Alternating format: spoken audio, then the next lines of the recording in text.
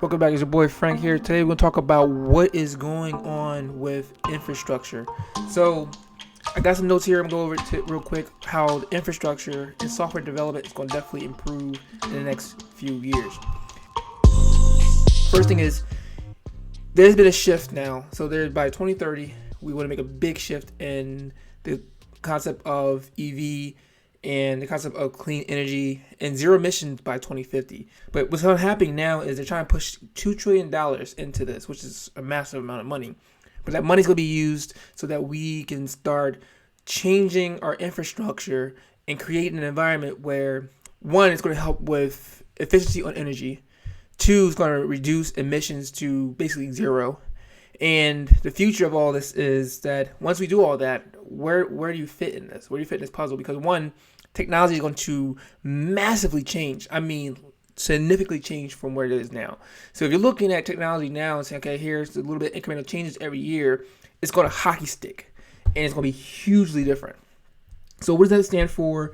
As a software engineer, software developer, you typically might be writing apps or writing code for some, system, something like that. What's going to happen is when that begins to become the main focus of where things are heading in technology and where things are heading in the entire field of infrastructure, you're going to realize that maybe you might want to make that shift. So what I'm thinking is, as you're becoming or focusing on your software development, there's going to be a shift in working on software in the space of EV, software in the space of infrastructure, software in the space of energy, software in the space of climate control and things like that. Why?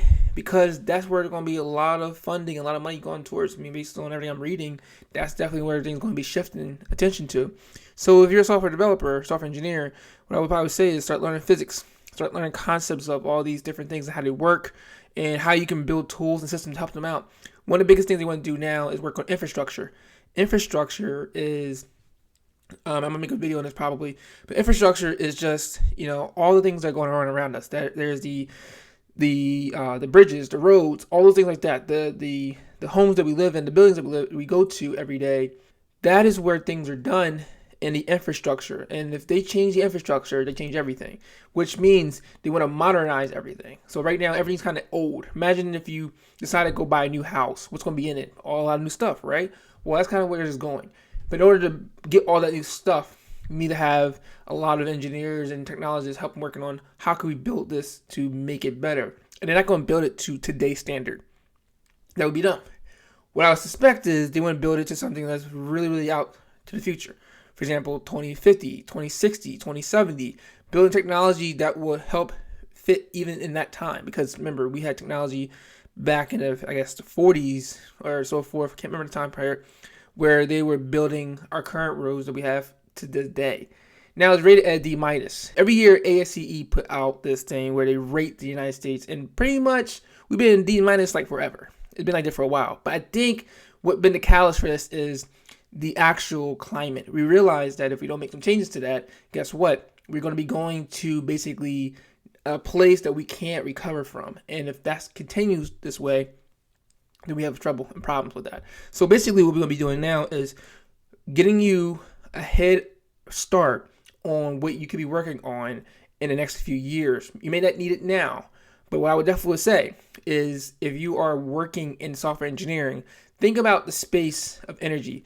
Think about the space of infrastructure. Because, like I said, I might make one on infrastructure and how that could be disrupted. If you're looking for speeding up the process and creating infrastructure fast as possible, we need technology that can do that quickly.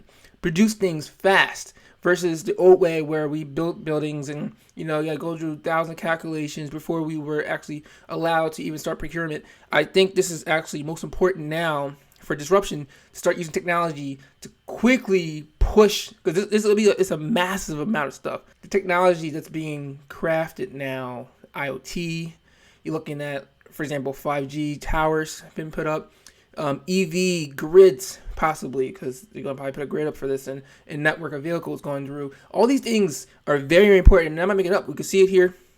There has been a huge initiative on these items. Now, will it get done? I don't know. But the thing about it is there's a big push on this, and I'm thinking as a software engineer or a developer, these technologies by these companies who are going to be building these things are be very important to start thinking about crafting that mind to developing software that helps save energy efficiency, software that helps improve some kind of infrastructure, maybe some way you can design some CAD model. I don't know. But if you are in the space of that kind of thing, that kind of domain, like AutoCAD's a great company, for example. AutoCAD builds pretty much all the tools necessary to render and view how a building or infrastructure will look. And they probably be one of the prominent companies who are trying to do the layout and design. And I think the future is you're going to start pushing in a lot more people and trying to build more tools, more artificial intelligence to help make these things a little more promising. So here's my view on that. If you're a software engineer, software dev, hey, look at working on this. And I'll see you in the next one.